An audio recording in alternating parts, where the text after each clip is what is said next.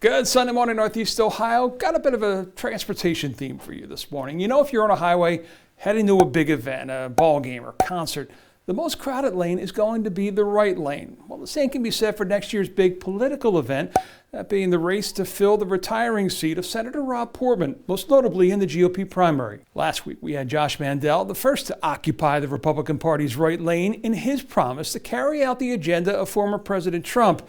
Well, this week, former state GOP Chair Jane Timken put on her turn signal, getting into the far right lane, stating in a campaign video she is most qualified to occupy the Trump lane, taking on Democrats and Republicans who didn't get behind the former president.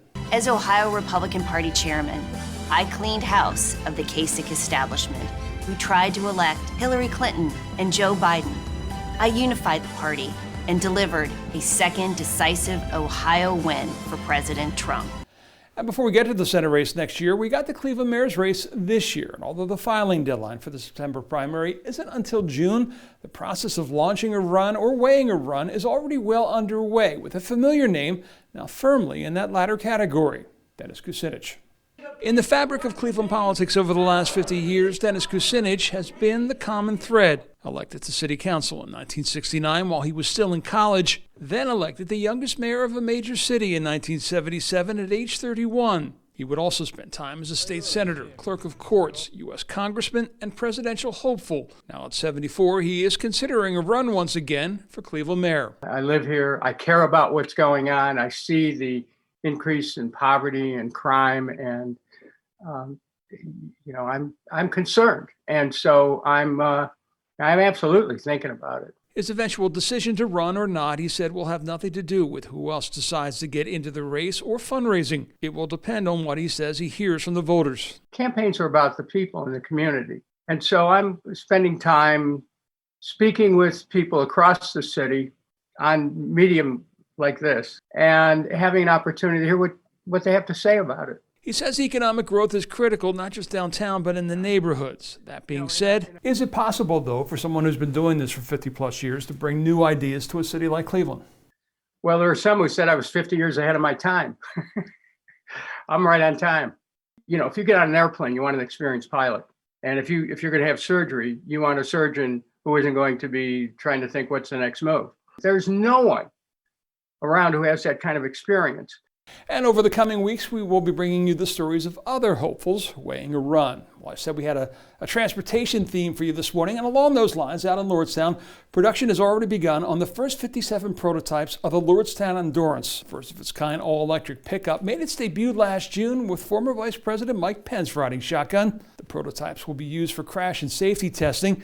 Lordstown's got around 500 employees right now. They'll boost that to around 1,500 in September when mass production truly begins. The first 100,000 vehicles are already pre-ordered by big companies for fleet vehicles. But Lordstown would like to one day be able to sell directly to you, which under Ohio law they currently can't. You see, as it stands, consumers for the most part buy vehicles from traditional auto dealers and not manufacturers. Lordstown wants an exception for this reason. Those traditional dealers make most of their money on service, parts, warranty work. Well, the Endurance doesn't have an engine. It's powered by motors in each of its four wheels, so there's not a lot to service. With the Endurance, you have a vehicle that has the fewest moving parts of any vehicle ever made. Fewer moving parts than even a Model T. So Lordstown is seeking an exception that would allow them to sell directly to consumers. But Ohio's Auto Dealer Association is saying not so fast in this carve-out. They believe the new automakers should be required to operate under the same rules and laws as the other automakers in the state,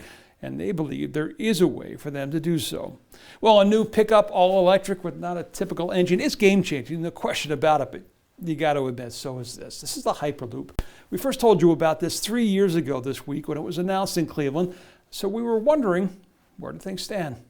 It was 3 years ago this month that the Northeast Ohio Coordinating Agency, or NOACA, announced a partnership with Hyperloop Transportation Technologies to produce a feasibility study on the idea of building a Cleveland-Chicago Hyperloop that could travel 313 miles in 28 minutes. Nearly 2 years later, the study produced results so promising, the route was expanded to include Pittsburgh to the east, and now we've learned probably New York City. I think that's probably the most exciting part to me, is if they can get that agreement and start doing the feasibility study from Cleveland to New York, that really positions us to be the center of two large cities. Hyperloop travel involves capsules around 100 feet in length using passive magnetics to levitate in essentially a vacuum tube where they can travel at speeds of up to 700 miles an hour, which actually enables them to generate more energy than they use, a factor that will eventually offset the estimated construction cost of $50 million a mile.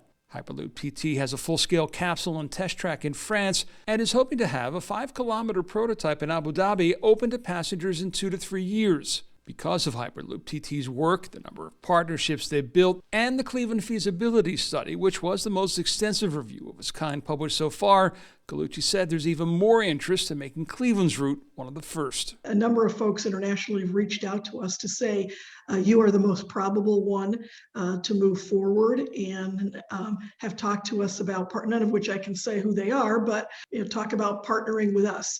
Rather than doing their own, they'd like to see one done somewhere in the world, and that we all kind of build off of that. All right, so how long are we talking about then? Well, the folks at Hyperloop TT have always said this is a question of years, not decades.